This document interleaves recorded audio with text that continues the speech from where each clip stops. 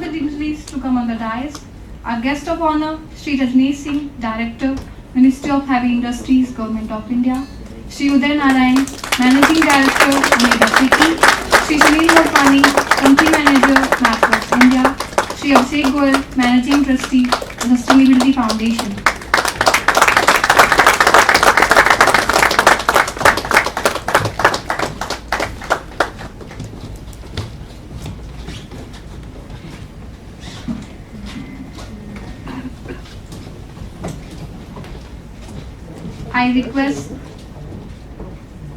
I am pleased to introduce Smt Pamela Tikku, Officiating Director, ICAT.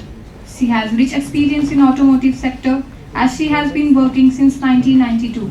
She took charge of the powertrain department of ICAT, one of the leading homologation centers in the country.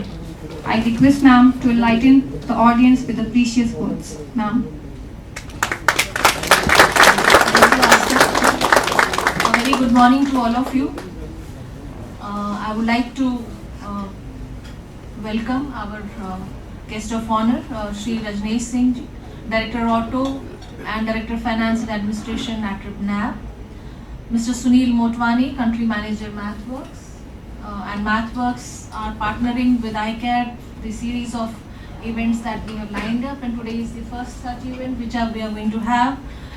Shri Uday Narang, MD Omega Seiki, Shri Abhishek Goel, Managing Trustee, the Sustainability Foundation.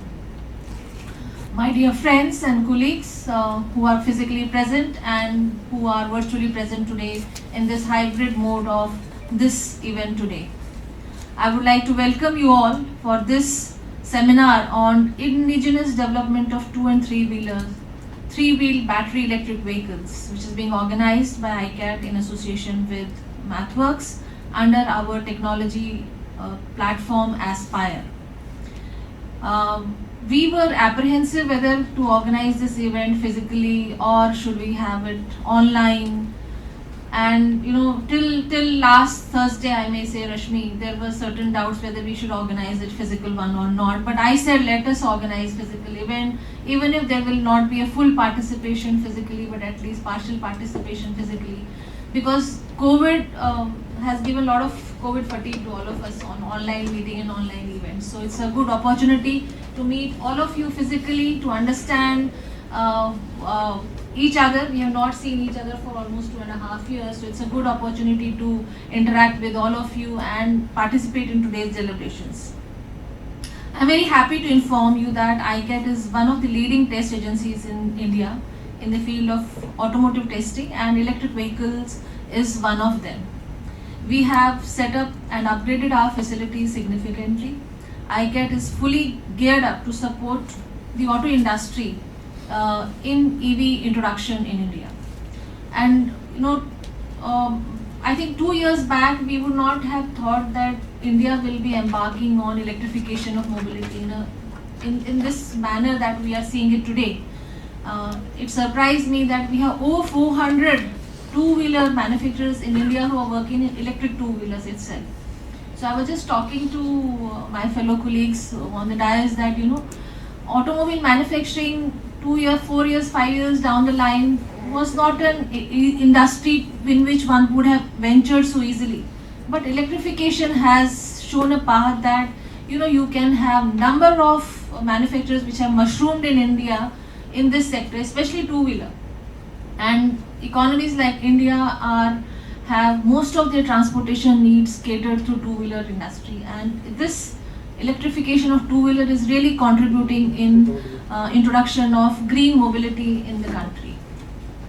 The recent push by Government of India through EV policies, which I'm sure Mr. Rajnesh Singh will be covering today, which includes FAME 2 subsidy and also the PLI scheme which Ministry of Heavy Industry has launched, whether it is for battery manufacturing or whether it is for automobile and automobile part manufacturing, is going to put great impetus in development of this industry as a whole.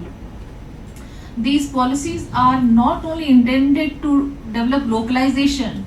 Localization is one objective, but the core objective through these policies is to create a environment in ecosystem of innovation and product development in the country, India had been a destination of manufacturing, or for that matter low cost manufacturing, but it's a step towards a major milestone wherein we can say that India is going to embark on a country of innovation and product development, and these policies are a very important step towards that. It is expected that about 70 million EVs would be sold in India by 2030, and that would create a huge market for existing as well as the new entrants in EV industry. It is also expected that the continued drop in the price of key components for EVs, which include batteries and battery management systems, will make these vehicles cost competitive. Studies and trends indicate that the growth story of EVs is going to be quite promising for India. And why not? We are a nation where we have one of the youngest workforce available in the world, and we are going to be a destination for young, innovative workforce for the globe. In rest of the developed economies, the population is in a declining trend. The young population is also in a declining trend. So it's the countries like India which are going to be source of key resources for global manufacturing. And today's conference and seminar, I am sure, will touch upon very key important parameters which will be required to develop this industry in a mature industry. ICAT has been organizing such events in the past, but today's event is very timely and opportune, where we are embarking on a major EV regime in the country. And I'm sure today, with the participation of all stakeholders, we'll bring out certain key issues which will enable us for developing and coming up with certain policy requirements if required, and which we can then propose to Government of India if there is a need to do so.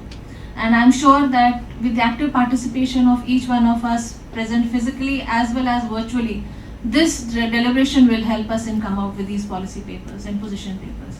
With this, I wish you all a very interesting and successful seminar. I hope you enjoy this. Thank you so much.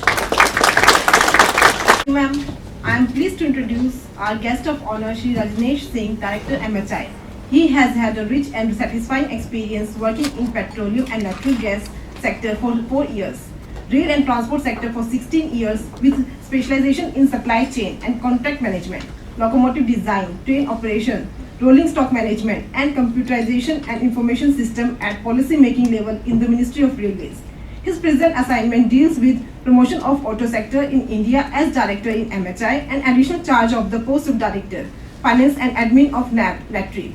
May I now request our guest of honor, Shri Rajnesh Singh, to enlighten us with his vision on this pertinent topic.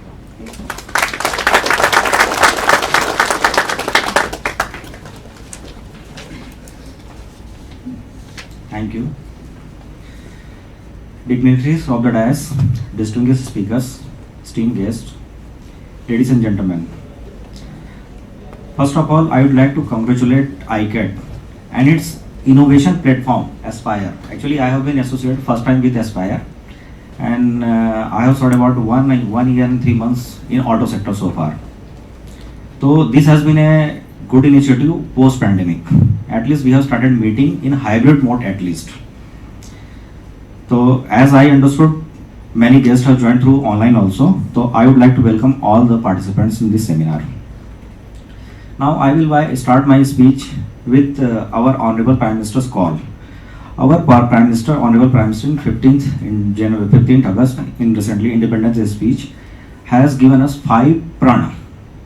And the first pran was to move forward with bigger mission, tread on the path of developed India. That is the mission. Now we have to think big.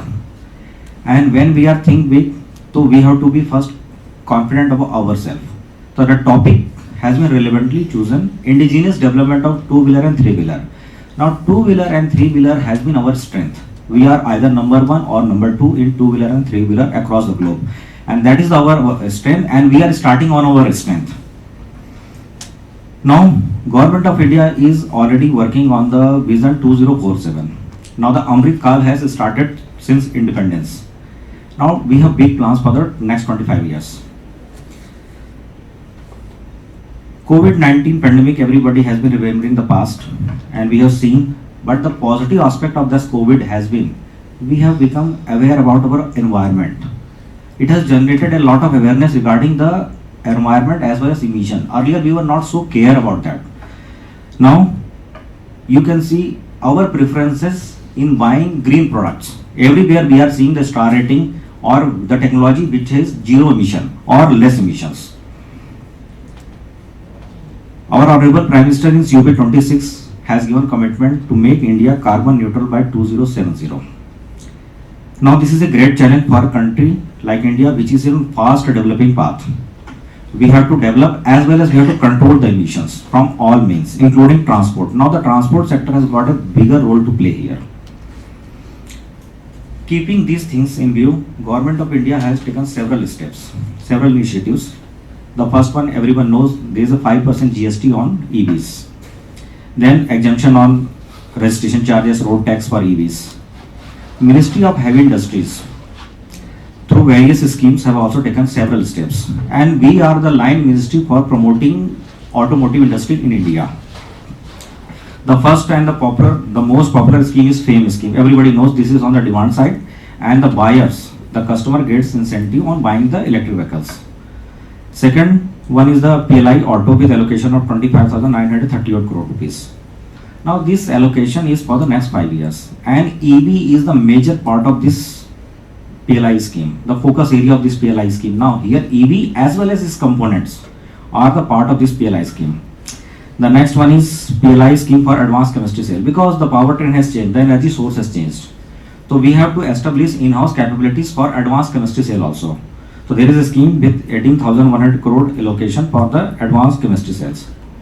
Now this NATRI project and capital goods schemes, they have created capabilities of testing center in India, because for development and the testing of the automobile, that we need centers, well equipped center at par with the international level.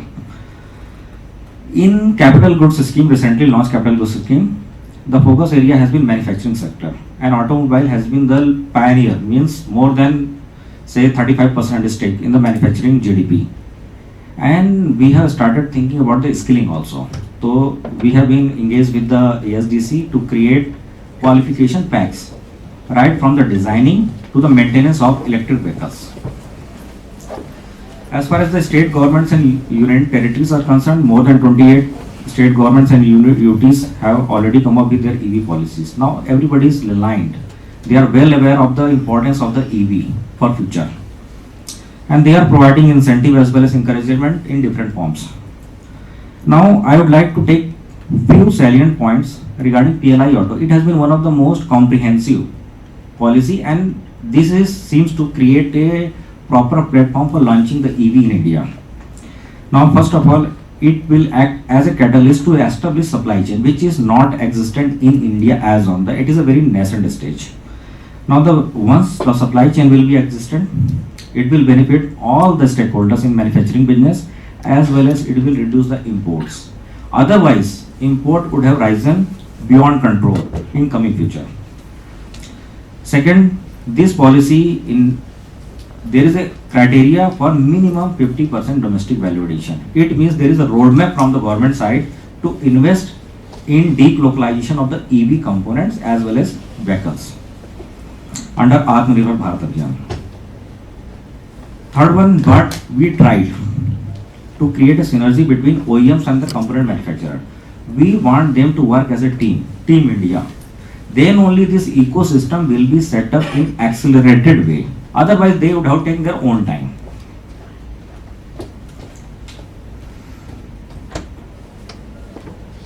We have promoted startup initiatives also through this PLI. There was a special segment, different segment for new non-automotive investors, and we have got a good participation from that side. It means there is a lot of enthusiasm from the new investors also to enter into this business. Now, coming to the incentive part, there is 13 to 18% incentive in this PLI auto scheme. What does it mean? This is fully compensating all the disabilities as an Indian manufacturer to compete at the global level. It is completely compensating all the disabilities. It means we can compete at global level and we can boost our exports. Now everybody is well aware, we are the population of 135 crores, and as I said, we are working on Vision 2047, and we are envisaging about our population to increase by 160 crore by 2047. So we will have prospering middle class and young population. That will be the biggest market we will have. So demand is not an issue, and I will say it will generate huge economy of scales, which will make all investment having a proper business plan and great return also. Now PLI auto, what I said, EV is one of the part, but we have considered other aspects also, like safety, passenger convenience. Now when these components, auto components like airbag, like infotainment system, ADAS, they will also get developed through PLI auto. They will add the value proportion in the EV. Now our product with greater value will be acceptable in the not only in Indian market but as well as in the export also. So that we are trying to create that ecosystem here.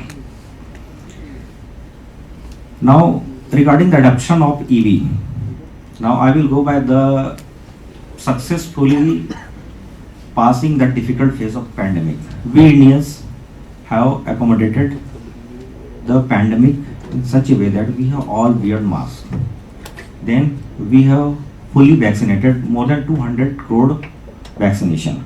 This is a great achievement as a country. Collectively we have taken the challenge. Now being a democratic country, being a very flexible society and accommodative, we have just surpassed the challenges of COVID. Accordingly, we will also adopt this EV, the future technologies. We have been adopting this IT revolution. We have adopted this telecom revolution. So EV is the next revolution in automotive sector. In one of the reports of UNODO and number of reports of international report, we have seen maximum innovation will take place in electrical and electronic parts. And what we are envisaging by 2040-47, about 45% of the auto electronics will belong to electrical or electronics part. So this is the area where we have innovations. We are supposed to create innovative products here. Being a government, besides development of the policies, besides development of the technologies, we have another objective, that is the generation of employment. Now, just like ATM, when ATM was introduced, everybody was apprehensive about the loss of jobs. Now you can see the ATMs have set up an ecosystem. Now, besides using the ATM, there are a number of associated services. Accordingly, we are envisaging the same thing for the EV. There will be a different type of services will grow up. And what we can see and what we are planning to export services across the globe. Battery will be a services, design and development will be a services, IT enabled platform will be a services which will provide growth as well as job opportunity in this field.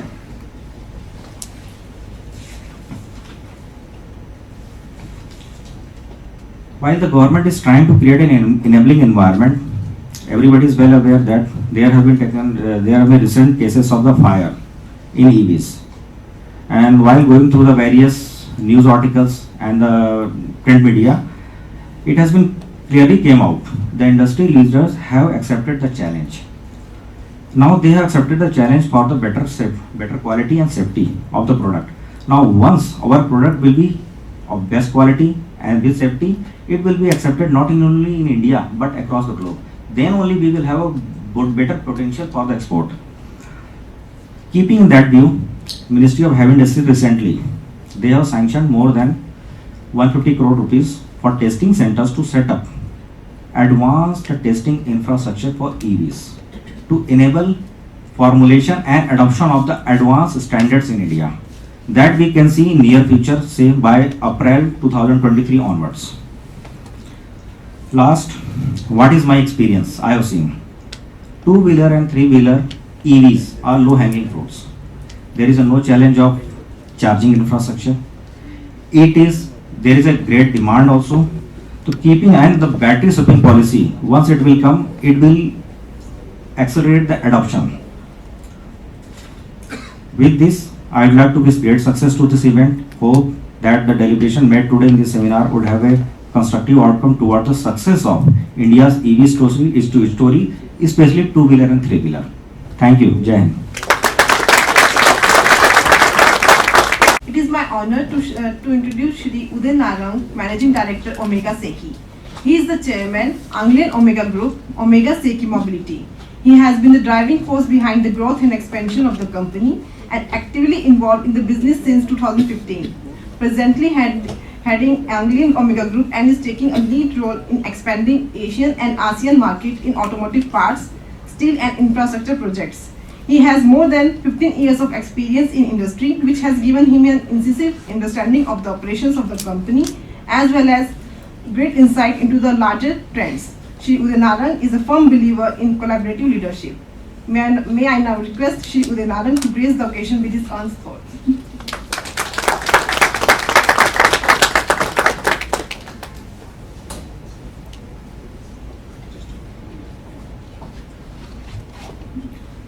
Good morning, ladies and gentlemen. First of all, a very, very warm welcome to Mr. Singh, obviously Pamela Madam and my esteemed guests. ICAT is just a fantastic organization. I mean, I've been watching it very closely over the last several years, and I see an organization world class. I think, when people say, India is behind United States and China, when you look at ICAT and you look at the facilities and the people, the key part is not just the facilities, but the people that they've hired. Pamela Madam is just a fantastic organization, and I want to really thank you for that. This is something very much we do not thank. We all complain about it's delayed or whatever, but people don't say how much effort the teams at ICAT have put in. And I personally want to say we have worked very closely at OSM with ICAT. It's been a fantastic organization, so thank you very much. I want to talk about clearly today, about the industry. I want to make sure, what is driving OSM, but what is driving, this industry. I mean, green energy and sustainability is extremely important.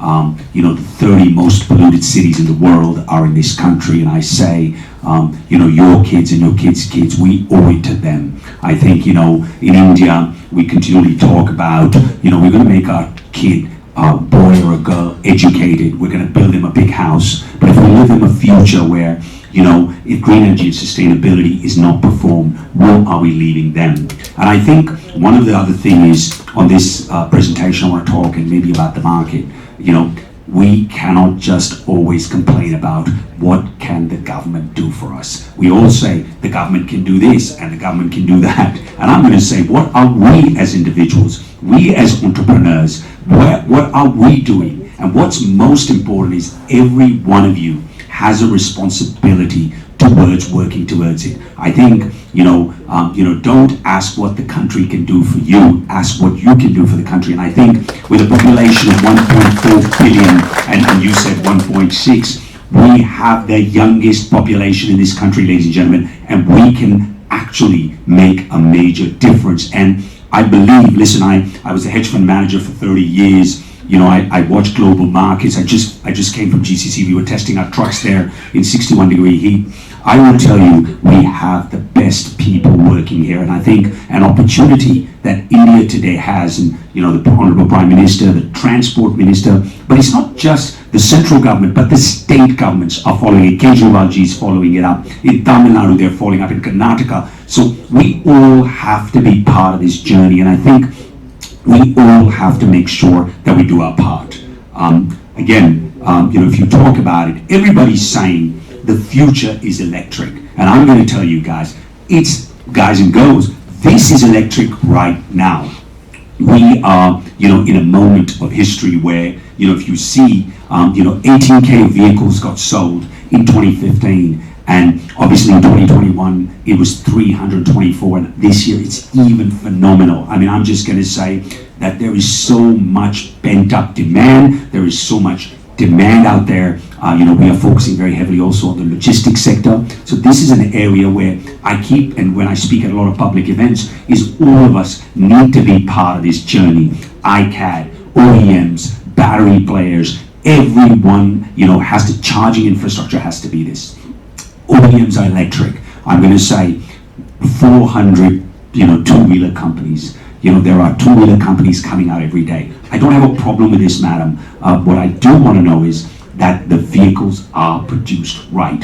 One life lost is too many. One life. When I hear there was an old man driving his daughter, and I don't want OEMs to blame the customers. We have to make sure, we have to take responsibility. I encourage startups, but I also tell the startups, in the name of quick money, as a hedge fund manager, I invested in a lot of these startups. I understand the ecosystem. Let's make sure this is a marathon. This is not a sprint. And I think this is something that, we want the ecosystem to develop. I support, we work closely with a company called Log9. There's Exponent Energy. OSM has always supported fantastic startups. But I tell all young men and women that work in my organization as startups, please make sure you take your time. Making one, we are the largest steel processor in this country, and we have 14 plants building automotive parts.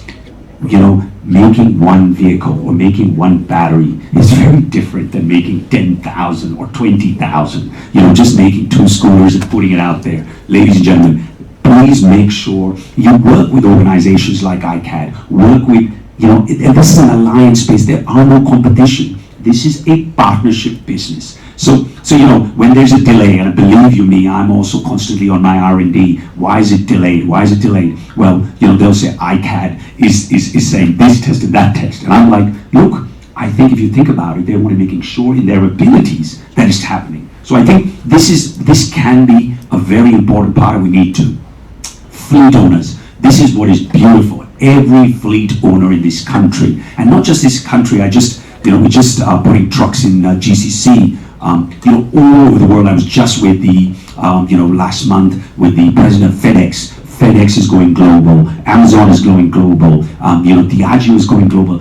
Every country has going electric. But all the logistic players, I would say between 2035 and 2040, are going electric. And what's most important, you will not believe, Reliance has said, okay, COP26 says 2070, but our goal is 2035 to 2040. So I think this is so fantastic to see that is what's happening. We are seeing governments, we are seeing buses, we are seeing the program, where buses are being rolled out. Just a couple of days ago, we saw a double-decker bus by Switch. Again, there is no competition. We're all working together, and this is extremely important. And I say to all of you, let's work together. There's a robust growth in the ecosystem, OEMs, battery manufacturers, motor manufacturers, and I think this is an opportunity for all of you in this environment. And I see startups, I see existing OEMs. There is an opportunity of almost $500 billion where we can also be an exporter. And as Mr. Singh, you said, we are exporting. I don't know if you know this already. OSM is exporting vehicles in electric right now. We're exporting to Indonesia. We're exporting and putting up a major export facility into Africa. We are doing stuff in Latin America. Electric opportunity for India. Make in India. We have the engineers. We have the technology. If all the big technology companies are run by Indians, but we can have them here and they can make it here, right? And I think that charm of working in Europe and the United States is over. So all of you young men and women have an opportunity to make it here. And I would say, if you have a great idea, contact me. I'm always looking for new good ideas and supporting new good ideas. If you look at it, we see 300 to 400 million market by 2030. Guys, I'm an optimist, okay? So everything I'm going to talk about, I am doing this more because I'm concerned about our future generations. EV sales to touch 10 lakh units in 2022, a growth of almost 327%. We think, two-wheeler market in the next 4 to 5 years is going to be 70%. One thing which is very clear, and I don't know, if you guys have watched, the three-wheeler market is already 50+% electric. I mean, this is phenomenal. And, people, when I first went to the GCC, and I'll tell you something, I'm speaking to all the governments in Abu Dhabi and UAE and in Saudi Arabia. They were saying three-wheelers is really down. Now they've realized in places like Sharjah or Ain or Ras Al Khaimah or other parts. All over Europe there is demand. We are getting United States demand here. So I think there is the three-wheeler market has got a great demand, and like you said, it was, it was a low-hanging fruit. We as in India can clearly take a lead in that. We're also working on electric four-wheelers. We feel that in the near future, and especially cargo takes almost, it's 13% of our GDP, which is the highest in the world. If you look at it, if you go to Delhi, no entry, the vehicles are just sitting outside the borders all day. The inefficiency, if electric trucks, and I know multiple players are coming with it, we love it, we are going to be part of that journey. We are working on, in R&D centers in Korea, Thailand, and many other places on larger trucks. So I think this is also going to be a very exciting factor, because India has an opportunity. The first two, I don't know whether it's going to be the United States or China, we let them fight themselves, but the third largest market, believe you me, ladies and gentlemen, is going to be India. I'm saying that without a shadow of a doubt, and I'm not saying this because I'm an OEM. I think everybody needs to realize that India, and whether it's electric, whether it's hydrogen, I mean, there's a lot of talk on hydrogen in the bigger buses, and in the bigger vehicles. I think there's going to be a continuous new technology,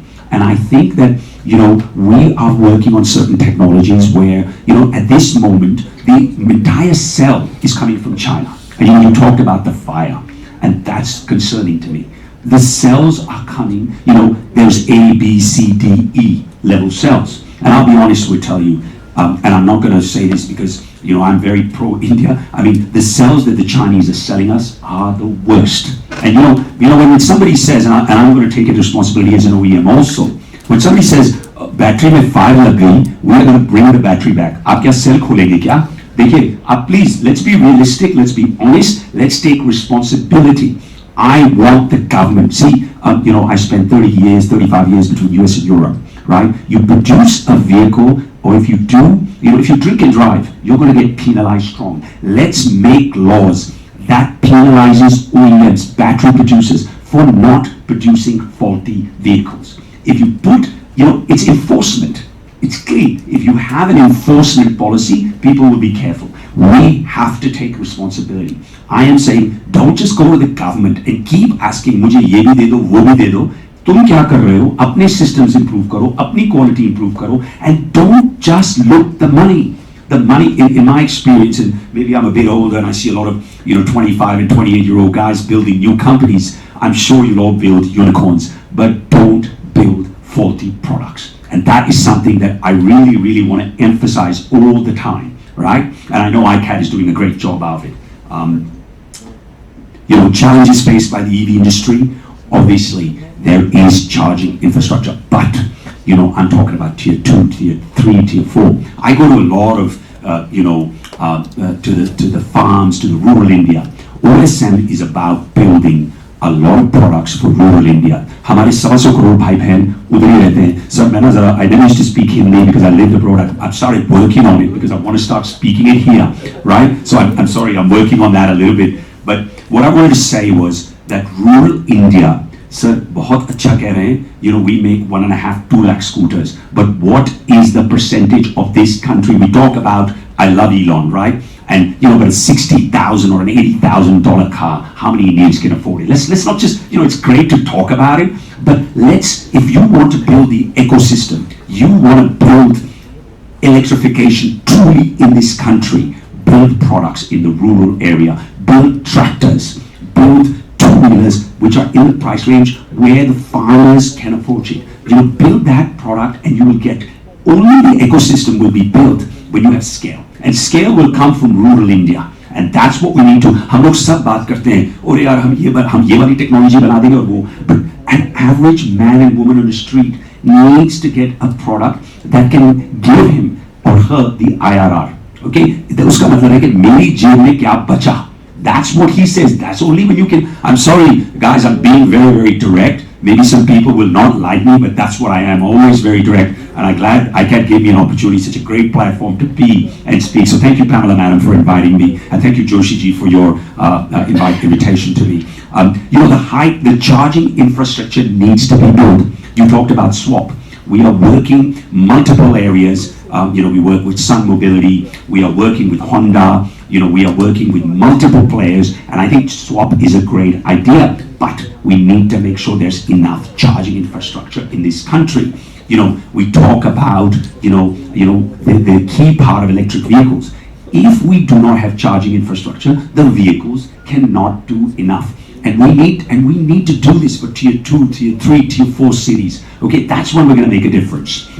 High costs, we need to make sure that we bring the costs efficiently down. And building expensive two-wheelers, and I'm also going to say to you, importing two-wheelers and assembling them here is not what I call OEM, okay? And that needs to stop.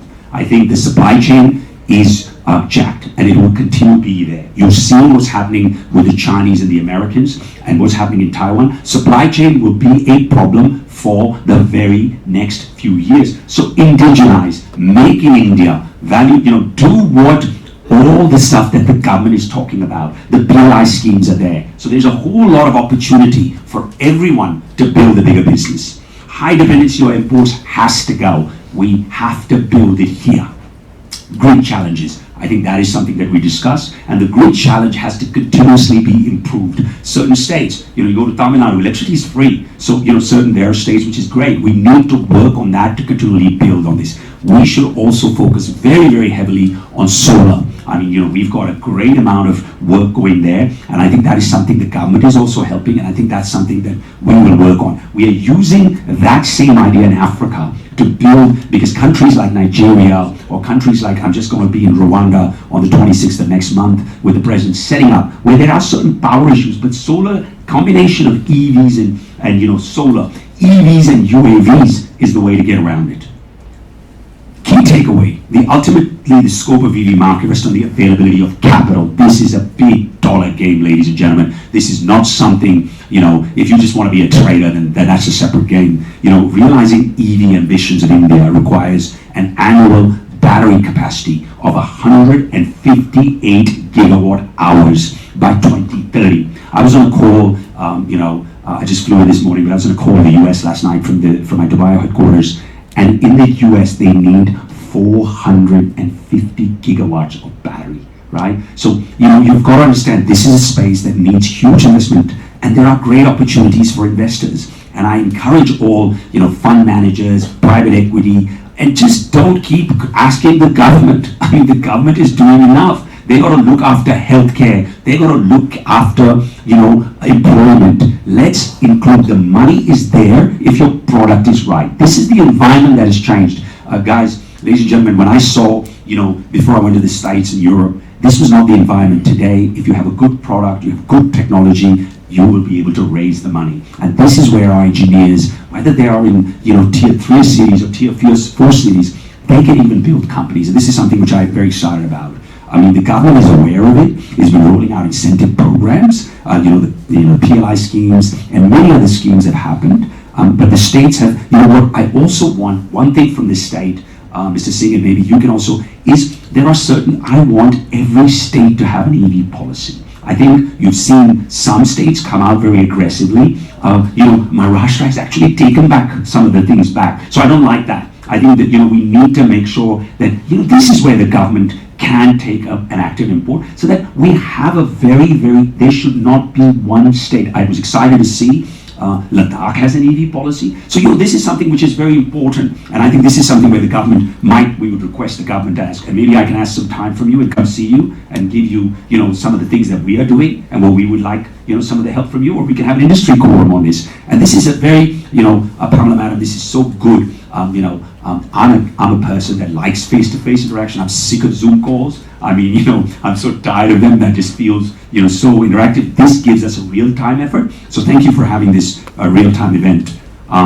Electric 2 and 3-wheelers. I think enough people have talked about it. India has an opportunity to be such a major player. Exporting 2-wheelers, exporting 3-wheelers. I think even 4-wheelers, and I think there's a market in agriculture area which we at OSM are continually working quietly. Tractor is, if you look at some of the, I was an analyst at Wall Street, and if you look at the earnings of some of the big companies, it's coming from tractors, right? You'd be surprised if you look at the P&L, if you look at the PAT, it's coming. So I think India can take a role on agriculture can take, so I would say when I want to come to ICAT, I want to see a lot of tractors here. I know there are a few, but I want to see a lot of agricultural farming equipment. Again, coming back to the rural story is very important. EV sales in the past couple of years shows EV adoption is much higher than electric four-wheelers, but that I think is also going to change. Research supports adoption of two-wheelers and three-wheelers going to play a central role in achieving shared connected electric mobility in India, and to support the rapid pace of commercial 2 and 3 availability of public charging. I keep coming back, public charging. And Singh sir, मैं आपको एक चीज और बोलूँगा. हम लोगों ने, again I'm an economist by background, and ये आप सोचिए और मुझे इसका आंसर आप बाद में देना. We gave PLI schemes, we gave all support. So now that is supply side. आपने कहा demand बहुत है, मैं भी बोल रहा हूँ. I have so much demand today, but you know what my biggest problem is? Financing of vehicles. ठीक है, हर लोग, वो तो ये बात हो गई कि दूल्हा तैयार होके आया लेकिन दुल्हन ही नहीं है, right? And I'm sorry to say this, right? If the दुल्हन ही नहीं है तो फिर तो मैं अकेला ही नाच रहा फिरूंगा, and I don't want to do that. Sorry Pamela Madam, I'm being, this is Uday Narang for you. I'm very like this. So until we have, I keep saying financing. और आपने पूछा कि मैंने गवर्नमेंट से नहीं पूछा, मैंने देखा we needed NBFC. I built my own NBFC, right? Now I can only produce the vehicles, I can only finance. I have a demand today of over 50,000 vehicles. We launched, we are coming up with a passenger vehicle very shortly. There's a demand of 25,000. But the point is, every vehicle needs to be financed. And I want to ask you this question: how many government institutions are financing? And I will tell you, I will give you the answer. It's only J&K which is working with us and moving on the retail side. But SBI, all of these big boys and girls, they are not financing. Now you will tell me, and I'll give you an answer to the solution. You will say, हमें confidence नहीं आ रहा. हमने vehicle निकाले हैं, 6-year warranty on the vehicle, 6-year warranty on the battery, and a buyback on the battery. So we are willing to give that confidence to the banks and underwrite that to be able to give. But this is something I think there needs to be a serious talk, because without demand, so दुल्हने तो चाहिए शादी में, नहीं तो problem होगी, and I need that, and I'm requesting you to really help me. I mean, I'll push my R&D, I'll put my teams to work, and I'm not complaining. I am working on a fund nationally and internationally, but the scale of money required for financing is extremely important, and I request if you could maybe look into that. Yeah. If you could look at it, I mean, this was a presentation. Obviously, we've talked about the CO2 emissions. Again, reducing our oil import bill. There is so much that can be done, because that money can be used for better education, for better, infrastructure. It's taken me 2.5 hours to come from my headquarters to here today, and I think I would like, the next thing is to build electric air taxis so that we can actually run them over the sky. I think that is something that is required, but the infrastructure building requires, and I think we need to work on that. The new business model is driven by usership, right? The transition from ownership to usership. Everybody has already seen traction in passenger car segments. You are seeing, advent of subscription models. You see Bosch Smart Mobility. You see them. They are changing the way models are doing. And I think, in conclusion, I mean, again, I have spoken a lot, so I'm going to move a little bit faster. The success of e-two-wheeler adoption in India is going to be driven by multi-pronged approach. Subsidies and incentives are necessary, but I will also tell you, I think any OEM building a business on back of subsidies, ladies and gentlemen, you're not going to be in business for too long. Do not, देखिए, crutch पे अपना support मत रखिए. Products बनाइए जो long term business में, अगर आप government पे support रखेंगे, तो long term you will not survive. And I think we all have to say, we are going to build products. We are going to build a business model without these subsidies. It's great. The government is, again, I am saying thank you to the government for what they are doing. But I'm also saying we all need to start making products. And how do we make it? We build the ecosystem, we build the scale, and we make them here in India rather than importing stuff. I think that's really, and the supply chain issue is not going to go away. If you think that's going to get better, I think it's going to actually get worse.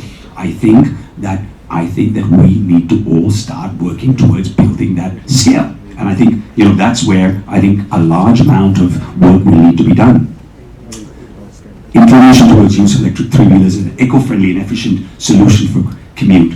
Obviously, you're seeing this carbon emission, by combustion of fuels. It's not just here, all across the world. And I see an opportunity where India OEMs can export to a major amount of vehicles to outside this country. And this is something that, again, we at OSM are continually focusing. I mean, this is something that we believe has a huge market, not only just internally, but externally.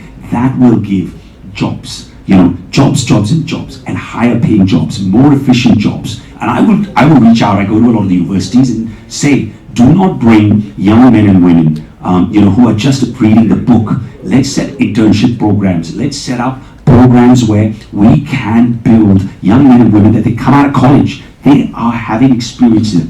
I see in ICAT a lot of young people, I've met quite a few of them, and they're doing, this is a great training ground for future leaders, right? Because they're working in an environment where they're testing vehicles, where they're seeing, and I don't know, 5 years from now, many of them could be actually part of this, change. They could set up their own companies. Think, ladies and gentlemen, think outside the box. And I'll tell you one thing, I would like, and Pamela Madam, this is something that I talk very much about, in this room, I want to see more women next time, right? This is important. The women, आपने Prime Minister की बात करी थी, Nari Shakti, right? And I think if you come to our factories, and Pamela Madam, you can go anytime, you will see even the machinery on all our component division are women. And I'll tell you what, guys, you're useless. The women productivity is much higher than any of you. You guys are, always.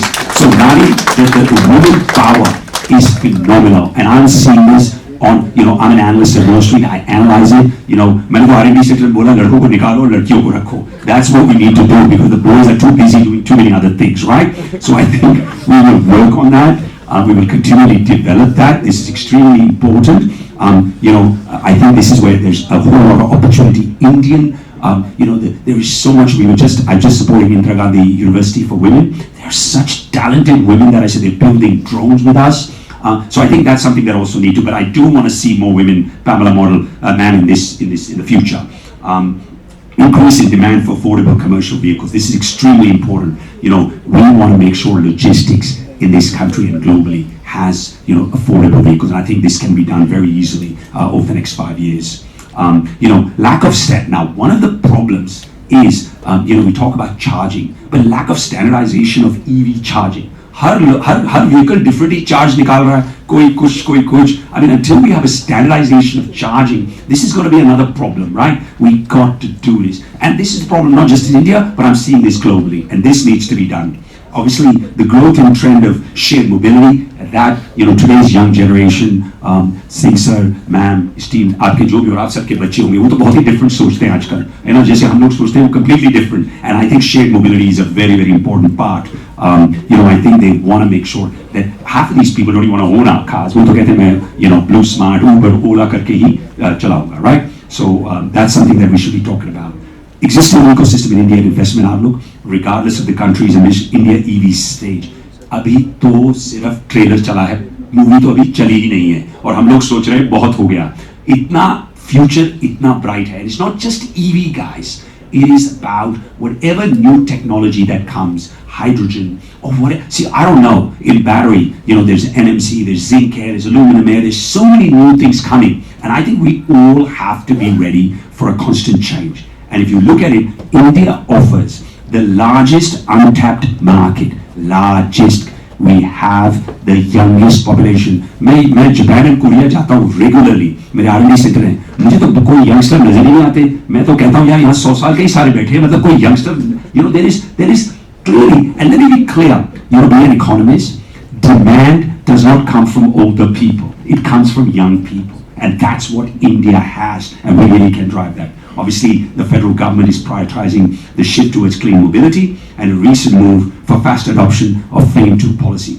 Listen, this is very good. There's been approvals, there's a whole lot of money. I am going to say, look, we all as industrialists, we as startups, we need to put money. The PE funds are here, they are looking at this space, they understand it. Now, the story of when I go to Europe is not that India is going to be a big market. They're going to say, how do we get out of it? I don't know if you've noticed recently, electricity prices in Europe are at a level where manufacturing is unsustainable. The government is writing billions and billions of checks to utilities, to EDF, to Uniper in Germany, to all across.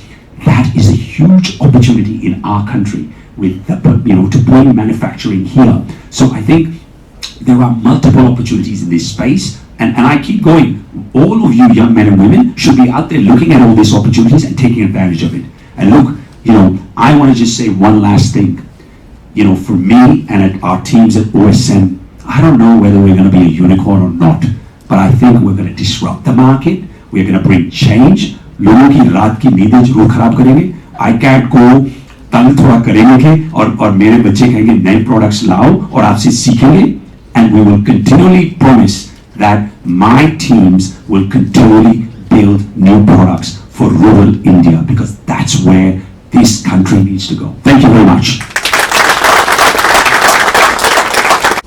Now it's my honor to introduce Shri Sunil Motwani, Country Manager, MathWorks India. He has been at MathWorks since 2008, from the time it started operations in India. He has more than 30 years of experience in sales of technology products for various industry segments in India, including automotive, aerospace and defense, communication, semiconductor, medical devices, and industrial automation. He is a regular speaker at industry events and an active member in industry associations. He regularly interacts with media on industry-wide topics. May I now request Shri Sunil Motwani to share his thoughts on this topic. Sir.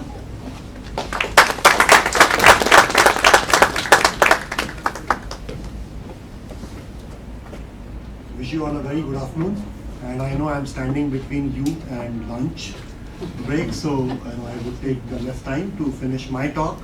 But I would like to start first of all by thanking Pamela ma'am for considering us as worthy partners of ICAT to organize this seminar on a very important topic of indigenous development of two-wheeler and three-wheeler battery electric vehicles. Before me, you heard speakers from different domains. We had Shri Rajnesh Singh ji talking about this industry from government perspective. He very nicely laid out the vision of the Prime Minister as well as the vision of mission of Ministry of Heavy Industries on what they are doing to support automotive industry. We had Abhishek ji talk about how electric vehicles are going to help us address the challenge of carbon emissions and what we need to be doing to become carbon neutral at the earliest. And Uday ji very nicely talked about what's the kind of addressable market that we have for two-wheelers and three-wheelers in India, and also commercial electric vehicles here in India, and what kind of support or challenges the industry faces and what kind of support they need from government to address this huge, big potential market that is available for us here in India. So we all agree on one thing, that there is a big addressable market in India, and there's a big addressable market that India can also address outside of India. So there are no two questions about it, that this is a very, very big market, this is a very big potential for us. Right? On that there are absolutely no questions. The question is what we should be doing in the industry to design and develop future generation products which are world class in nature, which would help us address this market.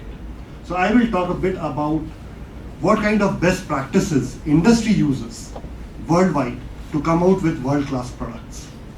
Okay? And what we can learn from some of those best practices as we set ourselves on this journey of indigenously developing world-class products in India. And I'm very happy to be talking on this topic here. First of all, Pamela ma'am, because automotive industry is the biggest industry segment for MathWorks here in India. So for us, I manage the entire sales and services organization here. So this is the industry that gives me maximum revenue. So I'm very happy to be talking about this particular topic. Of course, we address other industries also like aerospace, defense, semiconductor, medical devices and others. But automotive is our biggest industry. So since 2008, when I joined MathWorks, I have been looking at automotive industry very closely.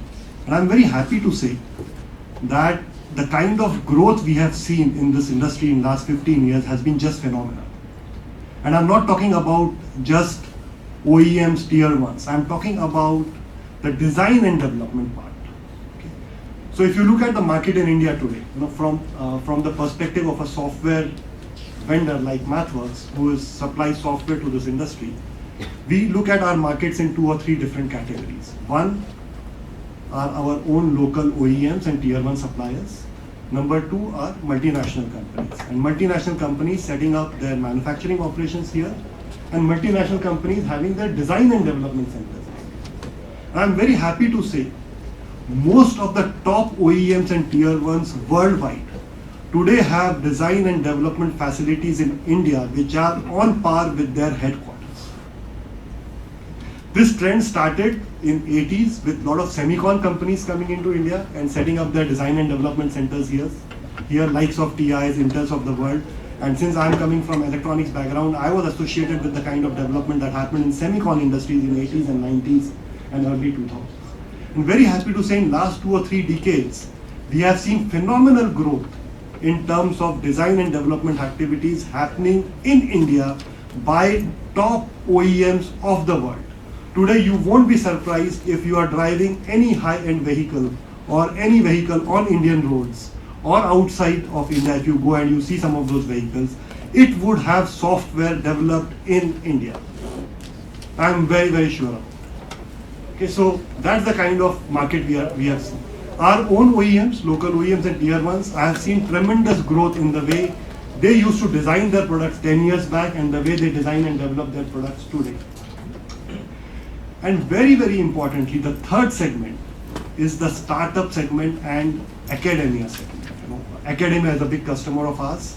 So I'm very happy to say the way we are going to teach, or the way we teach some of these engineering subjects, which would make future generation engineers, we have seen tremendous change in that. And startup ecosystem in last few years, and this is where I would compliment the vision of this government to build a great startup ecosystem in India that would create next generation products that India would be proud of. Today we are considered more as a services, services related economy. But I'm very sure, and something that hurts me is, we don't have a very big global product as such. Small countries like South Korea have very big global brands, like Samsungs of the world.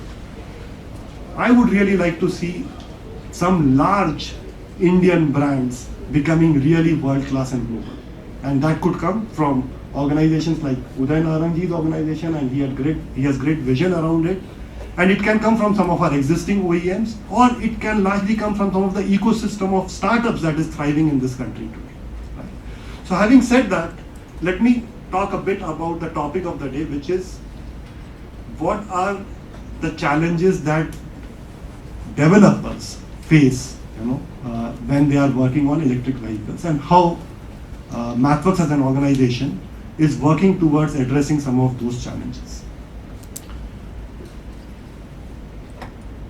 So everyone talked about some figures, and I won't get into absolute figures here, but one thing which is very, very clear is that two-wheelers make a very, very significant contribution to India's automotive industry, and every speaker talked about it, so I will not get into the details of these figures here. But look at the potential of EVs in two-wheelers.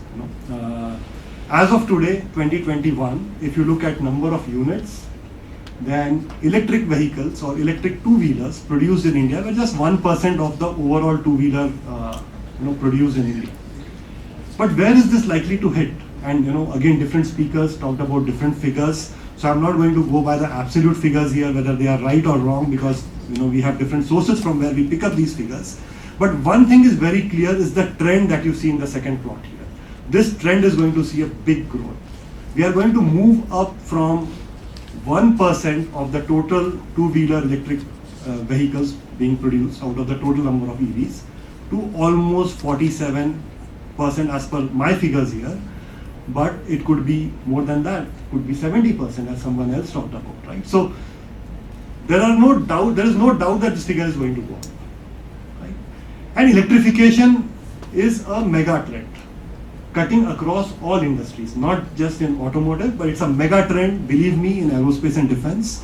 It's a mega trend in medical devices. It's a mega trend in industrial automation. If we look at top 3 mega trends of engineering today, what are those? some words that you hear almost every day as engineers or computer scientists. One is artificial intelligence. Everyone today is talking about AI, and how to use AI for engineering applications is what we are talking about. The other big one is electrification. Every industry, every global business leader, irrespective of the industry that he's coming from, is talking about how they can embrace AI and electrification. Third big mega trend is connectivity, and we know, 5G, 6G, different kind of wireless standards emerging, which would help us be into a much more connected world going forward. And very happy to say that all these three big mega engineering trends, whether it's electrification, AI, or connectivity, this is going to change the way our automotive systems are designed in future for next generation vehicles, whether in two-wheelers, four-wheelers, or in commercial vehicles, or in agriculture, off-highway vehicles. So let's talk a bit about challenges, and Narangji touched a bit about it, but also talk about what are the drivers for this business. So let me first start with the drivers, what you see in the bottom part of this slide. Government incentives, very clearly, and Rajnesh Singh ji talked about it. Government incentives at both central government level as well as state government level are a big driver. And when we are embarking on this journey, government support is certainly required in terms of various policies that governments come out with. Someone else also talked about battery costs coming down. I think Pamela, you talked about it, and that's going to fuel this industry. Today battery cost is a big cost in the total vehicle cost today, right? And the falling battery costs are going to bring vehicles at a much lower price going forward. So it's going to be a big driver for this industry. And third one is customer demand. People are demanding. People are looking forward to next generation vehicles coming in the EV domain. In my mind, I have made up my decision that the next vehicle I would buy for myself, for my personal use, is going to be electric. So there's going to be a customer demand. What are the challenges? And someone talked about it. I would talk about it more from the engineering challenges perspective. One challenge at the high level certainly is skilled manpower, skilled people who can design these next generation vehicles, develop this next generation vehicles. You all know range optimization is a challenge for electric vehicles. With range optimization comes battery costs, battery management systems, and things like that. And Udayji talked about charging infrastructure being a challenge. So these are all challenges that we know about, right? So from engineering perspective, what we could be doing is something that I would like to talk about in a few slides. And I'm very happy to share one great success story from India. And it comes, very happy to say it comes from a two-wheeler player. I talked about these few mega trends. Another trend that we see in two-wheeler industry is rider assist systems. We talk about driver assist systems for cars. When it comes to two-wheelers, we talk about ride. You are riding a two-wheeler, right? So what kind of systems can be there as part of your two-wheeler which would help you in some ways? And we have some great success stories of how our customers have used our tools to build, build products which make rider far more comfortable in riding a two-wheeler. So briefly, very quickly, let me talk to you about MathWorks. I have not introduced MathWorks to you. How many of you know MathWorks as a company? And how many of you know MATLAB and Simulink? I think probably more hands raised there. We are one company which is known more by its product than by its name. So when I joined MathWorks, frankly, I did not know that MathWorks is a company that makes MATLAB and Simulink. So when the person who wanted to hire me told me, that I'm calling you from MathWorks, I had to go home, Google, and find out what this company actually does. But having said that, we are known more by our products than we are known by our company name. We have two flagship products. One is MATLAB and Simulink. We call these as platform products. MATLAB, a lot of you would have used it in your engineering course. Is used for technical computations, data visualization, data analysis, data analytics, and today we have workflows built on MATLAB for machine learning and deep learning, algorithm development and deployment. Okay. And Simulink is what we call as our simulation platform, which helps you simulate dynamic systems. And by dynamic systems, we cover all multi-domain systems in engineering, could be hydraulic, mechanical, electrical, or multi-domain. Right?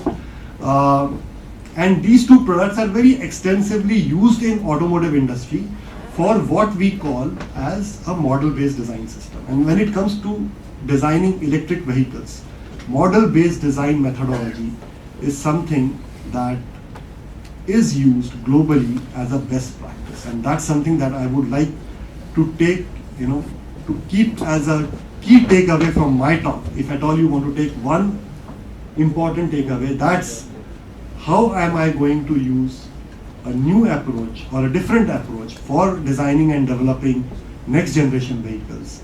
You have to look at model-based design, my friends. This is the workflow that is used by top automotive industries in the world to build world-class products.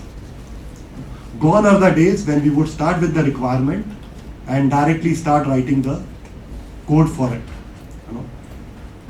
The kind of methodology that industry follows today, especially as the vehicles are becoming more and more complex in nature, there is a higher degree of software content going into it, and there is a need for more safety in the next generation vehicles. It is very important that we adopt some of the best practices that the industry uses. And this model-based design came as a best practice few decades back in automotive industry, and automotive industry has been the pioneer of model-based design, along with aerospace defense industry in some ways, because both these industries have lot of software content going on their vehicles today. By the way, a car today has more lines of software code than an aircraft. So the kind of safety critical standards that aircraft had set, aerospace defense industry had set up for itself decades back, now automotive industry is following it, and we have seen emergence of various standards. So as we get into designing electric vehicles, there are 3 or 4 important elements that we have to look at. One is, when you start, we always start with the system. You start with what is my vehicle level requirement, what my vehicle is supposed to be in terms of range that it would offer to my customer, the comfort that it would offer to my customer, and the features that it would offer to my customer. Okay? So when you do system level design, you look at the overall virtual vehicle that you would like to simulate and model, that you can run and visualize it in your software environment. Then you go at component level if you are designing a component or a subsystem. And finally, when you have the vehicle ready, it's on the road, you are collecting so much of data today from the vehicle, you would like to use that data back and see how you can improve the experience of your customers with the same vehicle. Right? So these are 3 important elements, and this is where model-based design plays an important role, because your models are reusable in each stage of your design and development. When you start with your requirement, start with building a complete system level model of your vehicle, which would include, in case of an electric vehicle, a battery, fuel cell, some power electronics that is part of that vehicle, a motor controller, and the complete vehicle dynamics. Right? So start with that, and then you start looking at parameterizing each of those components that are going to be part of your vehicle. And all you can do today in the software environment using modeling techniques. And I will give you that success story, in a short moment I will share that success story with you, how model-based design was adopted by this startup company to visualize the entire vehicle ahead of building the prototype, and they were able to release the product in the market. So very happy to talk about that example now. It is Ather Energy, and I'm happy to share this because they have given us permission to share this. They actually spoke also at one of our conferences and talked about how model-based design helped them realize their dream of creating an excellent quality product for their customers. And why this story is very close to my heart is because we were associated with them right from the time they had this idea when they were part of IIT Madras Incubation. The idea came when they were part of IIT Madras. Then we supported them when they became quote unquote a startup organization. And today also they continue to use our tools quote unquote as they have become a fully commercial organization. And if you see, if you look at the code, 2 things that come out. When you are designing a product, you have to do a lot of design optimizations. Right? For example, I would like to have a more powerful motor on my electric vehicle, right? But what would happen to the size of the motor if I have to have more power? What should I consider as the weight of the motor if I need a more powerful motor? I need to have a battery which would give me much longer range.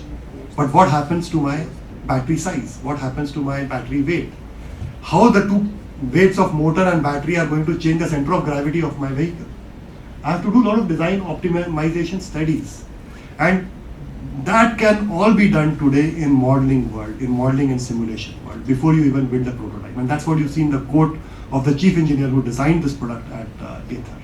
They were able to perform all design optimizations. So what they did, and that's something that you may not, from behind you may not be able to see this. This is the small plot of their workflow.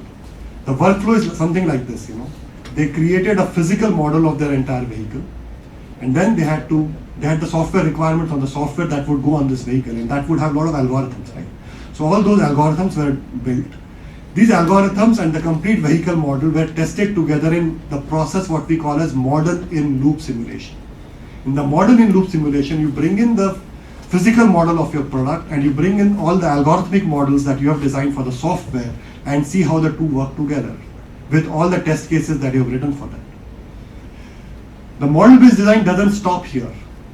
With all the models that you have created for the algorithms, which you are testing along with the physical model that you have created of your physical product, which includes vehicle dynamics and other stuff. Now all those algorithms that you have created in the modeling world, you can directly generate software code using what is called as automatic code generation technology. You don't no longer need to write every line of code that goes on the vehicle. From the model itself, you can create the code.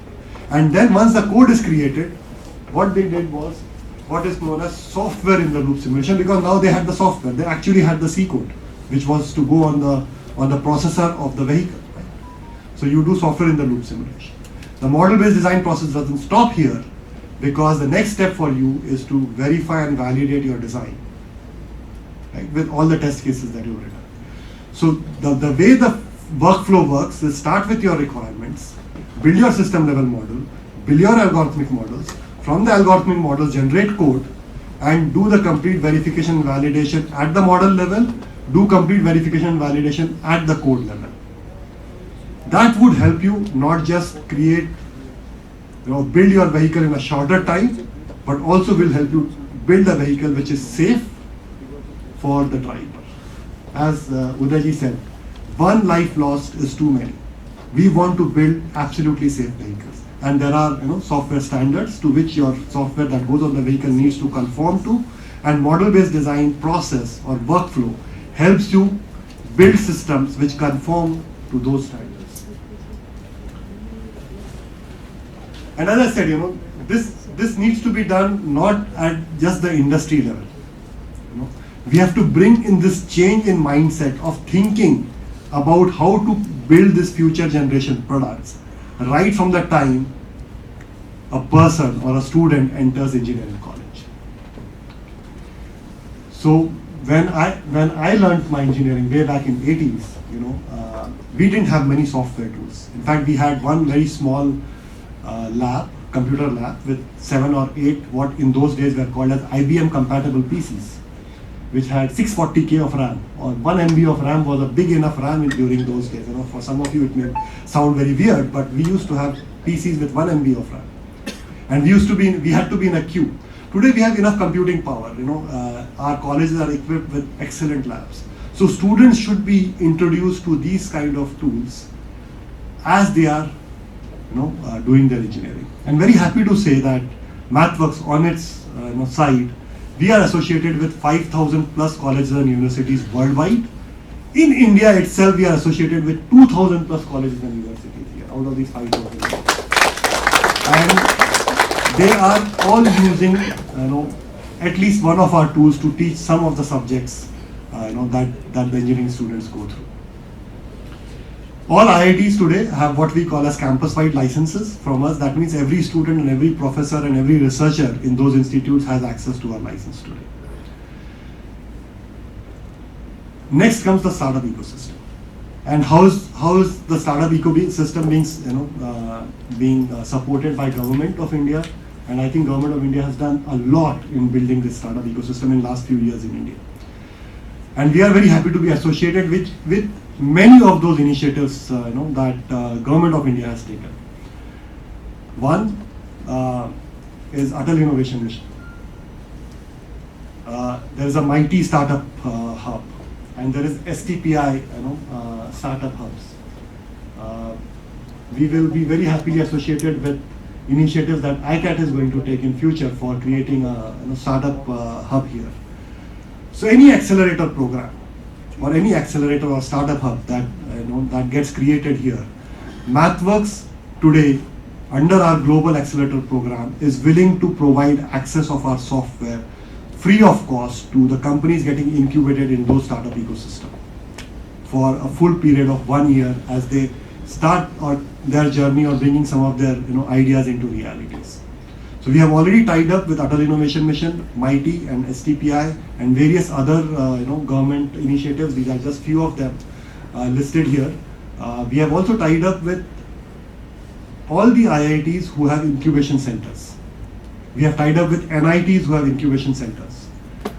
We have tied up with some of the corporates who have incubation centers. One of them is listed here, which is Bosch, again coming from an automotive world. Bosch Incubation Center in India is associated with MathWorks. That means if you are part of a Bosch startup accelerator program or Atal Innovation Mission accelerator program or STPI's startup ecosystem or MIGHTY's startup ecosystem, you will have access to our tools today. We support student competitions. Many of them are in the automotive domain. Organizations like ICAT, ARAI, SAE are part of it.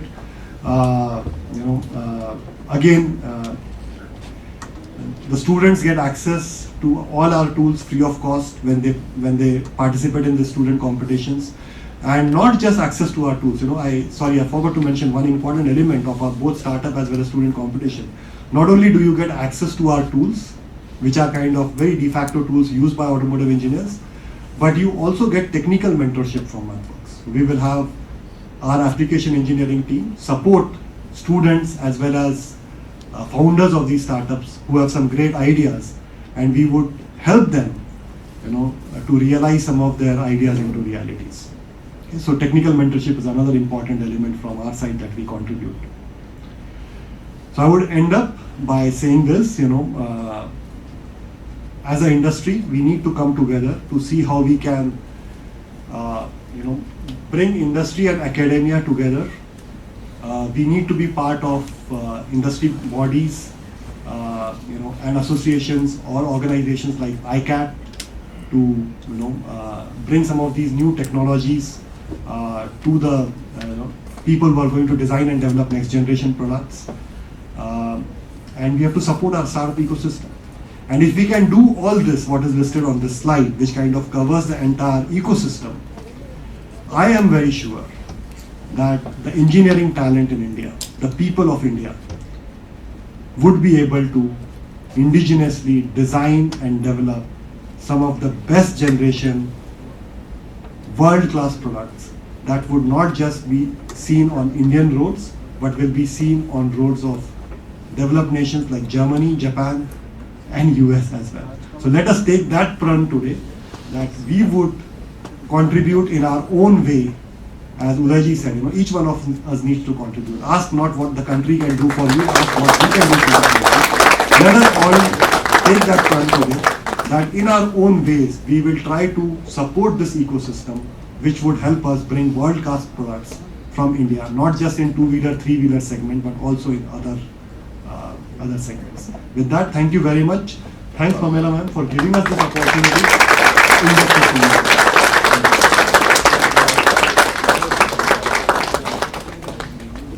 Vital addition. I thank the dignitaries for sparing your valuable time and marking your presence in this event. As a token of our appreciation for your valuable time, I request Smt Pamela Tikku, Officiating Director ICAT, to acknowledge our honorable guest by handing over saplings as mementos. Firstly, to our guest of honor, Shri Rajnesh Singh.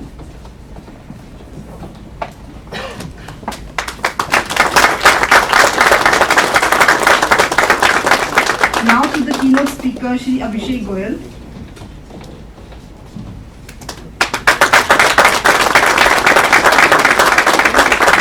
Now to Shri Uday Narang.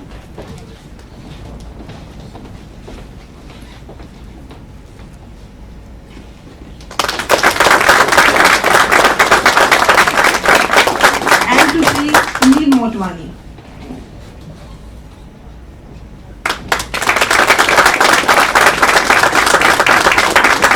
Thank you, ma'am. Thank you, esteemed members on the dais. Now, I would also request our guests and delegates to kindly join us for lunch break at the third floor downstairs. We will resume technical session at 2 p.m.